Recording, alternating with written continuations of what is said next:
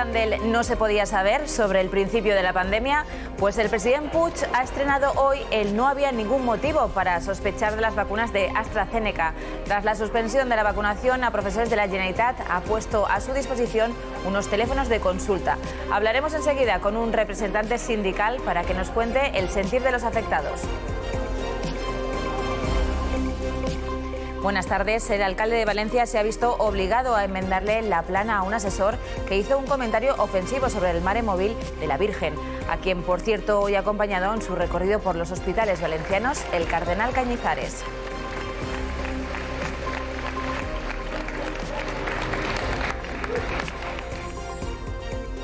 Y en el revuelto patio político, Toni Cantó sigue brillando con fuerza. El ya ex-síndic de Ciudadanos en Les Corts se ha despedido de sus compañeros en Valencia y ha afirmado que las únicas ofertas que ha recibido hasta el momento son de 2 productoras televisivas. Sí, por supuesto que sí. Los taxis de Valencia están aplicando esta semana tarifa de festivo a pesar de que estos días son laborables. Desde el gremio explican que el problema es que Consellería no redactó la orden modificativa y se comprometen a no cobrar el festivo si hay fallas en el último trimestre de este año. El problema es que los usuarios de esta semana no tienen por qué serlo entonces.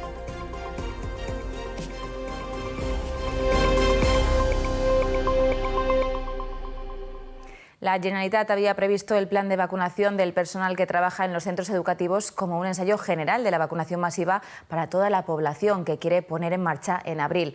Pero ese plan global ha fracasado. La culpa la tiene la vacuna de AstraZeneca y las dudas que ha generado tras ser detectadas complicaciones en forma de trombos en algunas personas vacunadas. Los primeros profesores estaban citados ayer por la tarde. Cientos de ellos recibieron el pinchazo y a las 3 horas de empezar y cuando quedaban miles de trabajadores esperando su dosis, España se sumó a la suspensión temporal de la vacunación con AstraZeneca decretada por otros países europeos.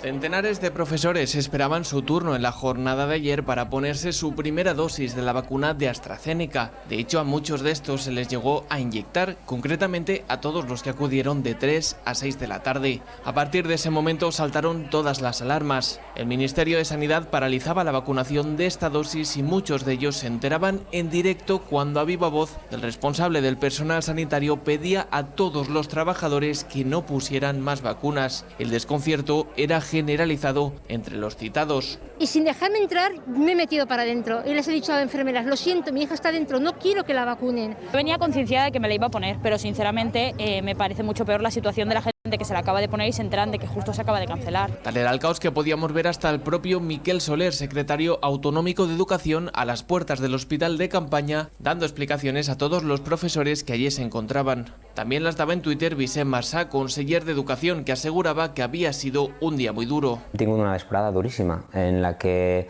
en tan sols uns minuts ha canviat totalment la planificació que teníem previst. Tornarem a treballar les hores que faci falta, els dies que faci falta, per a que siga possible en el mateix moment en que les autoritats sanitàries ens diguen que es seguro. Y por su parte, la consellera de Sanidad, Ana Barceló, la misma que un día antes decía que la vacuna de AstraZeneca era igual de buena que el resto, pedía tranquilidad. He comunicado esta decisión a todos los departamentos de salud de la comunidad.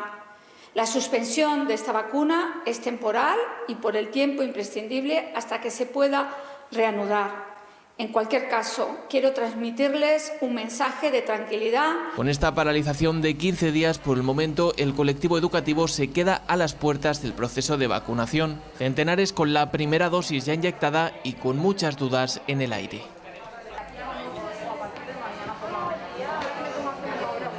También el alcalde de Valencia, Joan Ribó, ha afirmado esta mañana que estos retrasos en la vacunación complicarán la vuelta a la normalidad y ha sugerido la falta de calidad suficiente de la vacuna de AstraZeneca.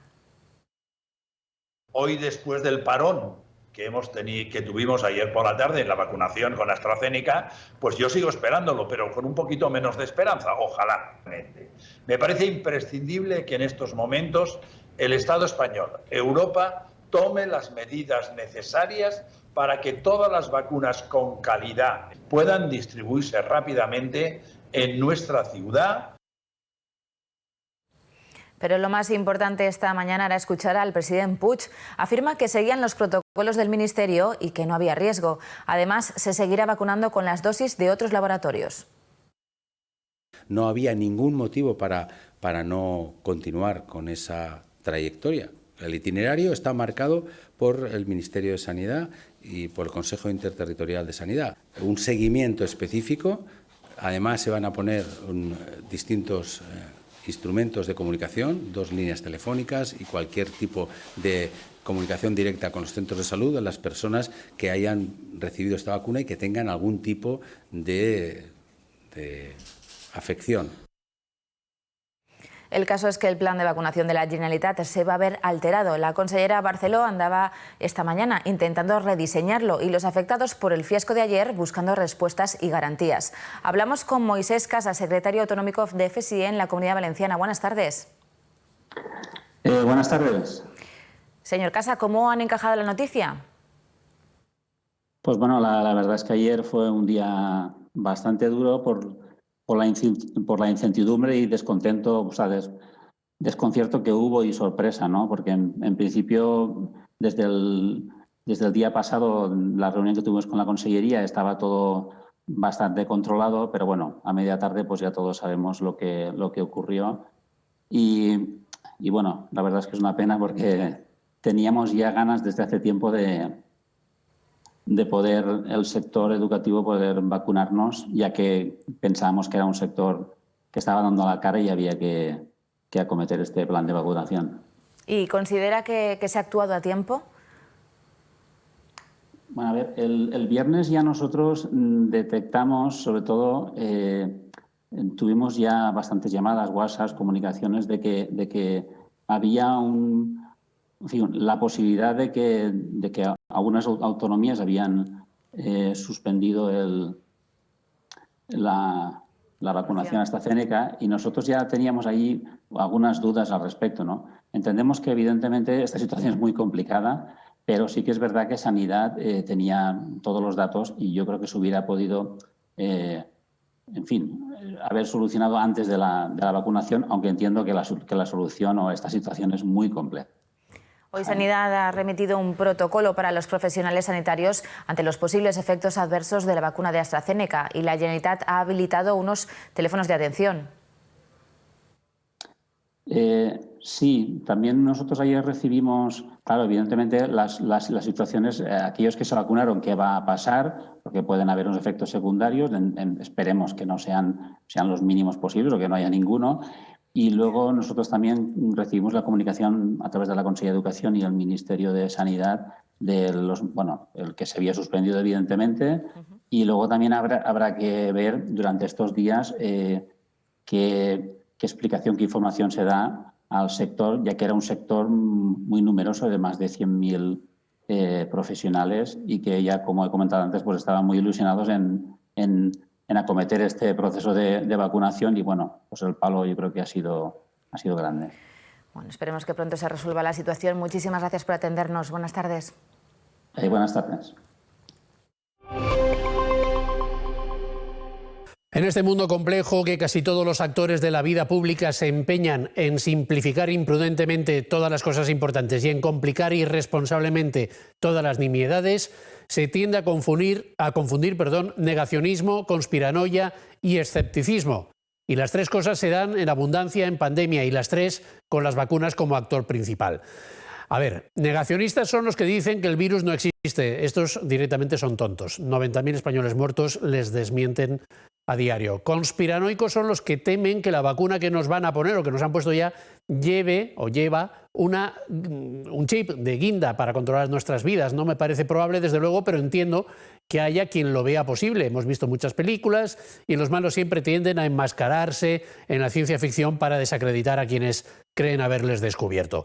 Bien, estas dos categorías me parece, sin embargo, que son poco relevantes en este lío actual de vacunas, vacunados y sin vacunar. En cambio, sí me preocupa y me parece relevante que por culpa de los problemas con AstraZeneca pueda crecer el número de escépticos, la tercera categoría, que son quienes siempre han dudado, y con este asunto se ven reforzados, de la premura con la que las vacunas del coronavirus han sido puestas en el mercado. Como la moratoria para AstraZeneca llegará hasta el mes que viene, por lo menos, Se me ocurre que igual el apellido de Victoria Abril era en realidad una señal.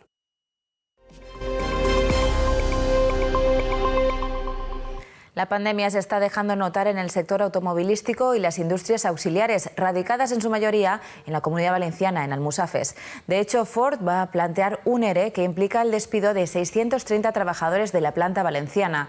La dirección de la empresa justifica la decisión con la reducción del volumen de producción de vehículos en la planta y la caída de la demanda de modelos como el Mondeo o el Galaxy.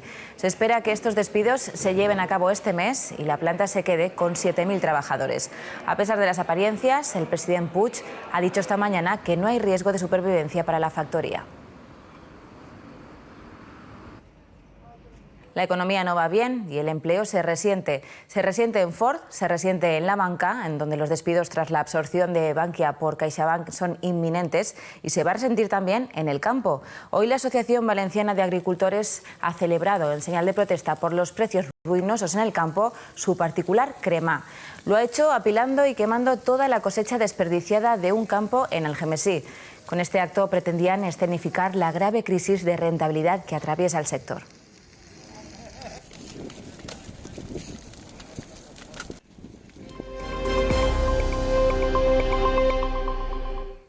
Hoy la Virgen ha vuelto a recorrer las calles de Valencia. En esta ocasión, en el Maremóvil, también iba el cardenal arzobispo de Valencia, don Antonio Cañizares, que ha podido comprobar de primera mano el fervor del pueblo valenciano por su patrona.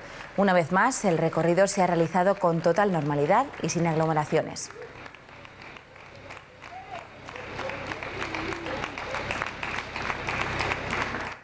Desgraciadamente, no todos los cargos públicos son tan respetuosos con la patrona de Valencia como su responsabilidad debiera obligarles. Es el caso del secretario de Compromís en el Ayuntamiento de Valencia, Amadeu Mezquida, que se ha permitido comparar en Twitter a la Virgen con un mono de feria y con María Teresa Campos. Mezquida, además de secretario, es el estratega de las últimas campañas del alcalde Joan Ribó, y ya ven que es muy poco respetuoso con las creencias de miles de valencianos.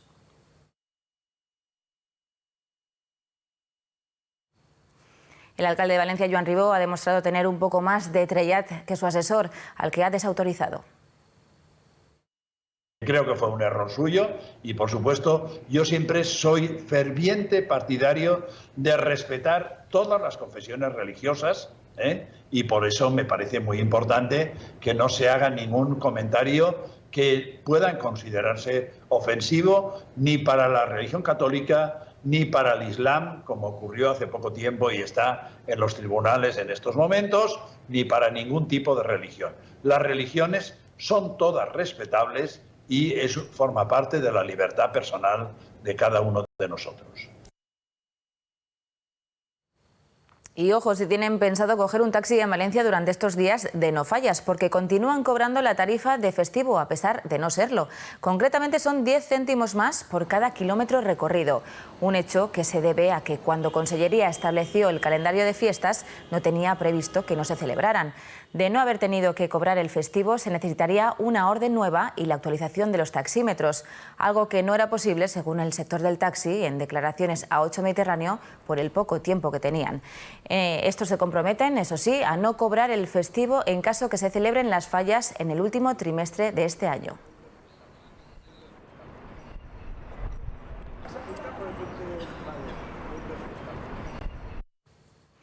Y ante los rumores de que el exsíndic de Ciudadanos podría fichar por el PP de Madrid, él ha dicho que la única oferta que ha recibido no es política.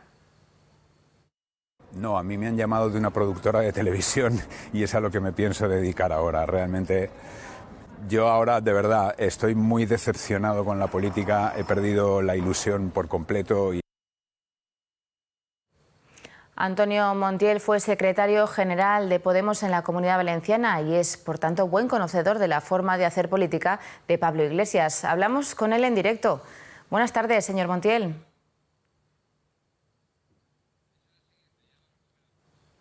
Parece que tenemos problemas.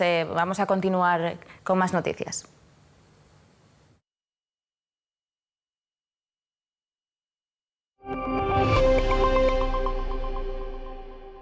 Sabem que hi ha una estructura en no el conec a eixe futbolista i en conec molts de futbolistes.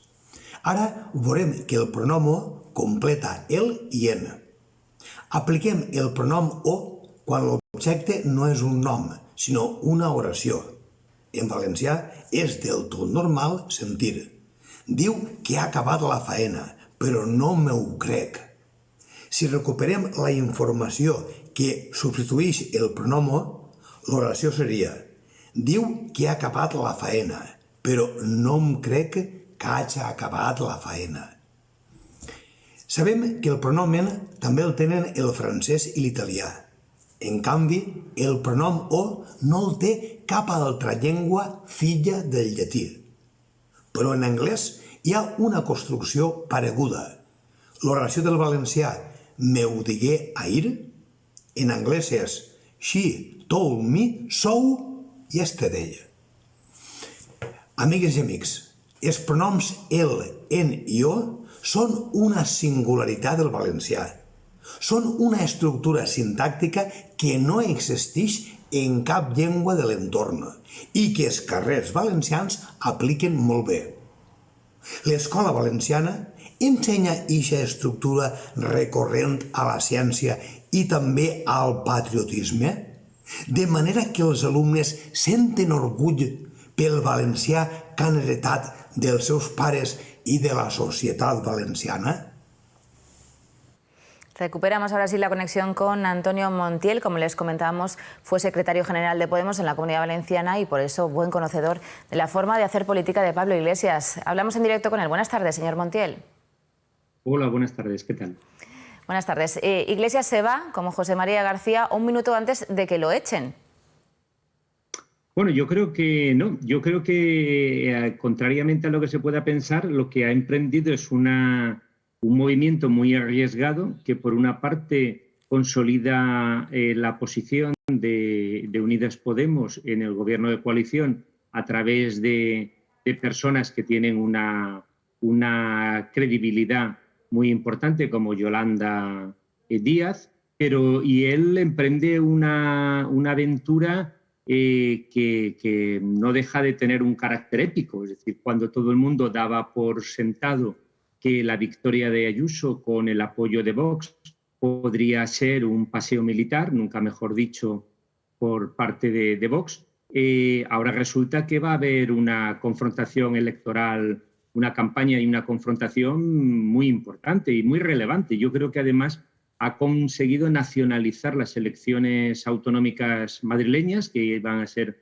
unas elecciones con cierta, cierta apatía, si van a vivir con cierta apatía. Ahora van a ser foco de atención no solamente nacional, sino incluso internacional. Y él, en el fondo, se crece en estas situaciones. Le encanta las trincheras, mucho más que los despachos.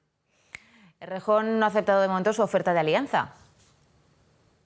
Bueno, yo creo que no era un brindis al sol el intento de unidad. En una circunscripción única, como es el caso de la Comunidad de Madrid, no es imprescindible sumar en términos de coalición preelectoral si se tiene garantizado superar la barrera del 5%. Por tanto, yo creo que no se hacen daño Más País y Unidas Podemos si compiten por separado. Al contrario, creo que pueden afianzar electorados respectivos, creo que se puede movilizar una parte de los votantes que iban a ir a la abstención, incluso creo que se le puede disputar una parte del electorado que se maneja normalmente, que vive, por desgracia, por la miseria en la que vivimos, la desigualdad, en los márgenes del sistema, que podrían ahora, en lugar de caer en brazos de una coalición en la que hay una proclama antisistema, como es la proclama de Vox, en una candidatura de naturaleza populista, como puede ser la que puede ofrecer Pablo Iglesias. Por tanto, yo creo que si antes se podía pronosticar sin mucha dificultad la victoria de Ayuso con la entrada en un gobierno por primera vez en la historia, desde la dictadura prácticamente, de una fuerza con simpatías franquistas en el gobierno, ahora la cosa va a estar muchísimo más disputada y sobre todo se va a televisar en tiempo real a nivel nacional. Y me atrevo a decir que va a ser incluso una confrontación electoral de interés europeo, porque nos coloca en una posición como la que se han vivido en Italia o en Francia, con candidaturas como la Liga Norte o como el Frente Nacional. Y por tanto le da una dimensión muy particular a las elecciones madrileñas. Creo que Pablo Iglesias ha decidido lanzarse a esa batalla conociéndolo. Creo que ha sopesado todas las circunstancias. Sé que también pesa mucho su enorme personalidad y su lucha, su placer por los momentos excepcionales en los que se crece. Pero bueno, creo que esto también va a marcar una línea de cambio a nivel organizativo. Es decir, va a haber un antes y un después de esta decisión de Pablo Iglesias, también a la interna del Podemos.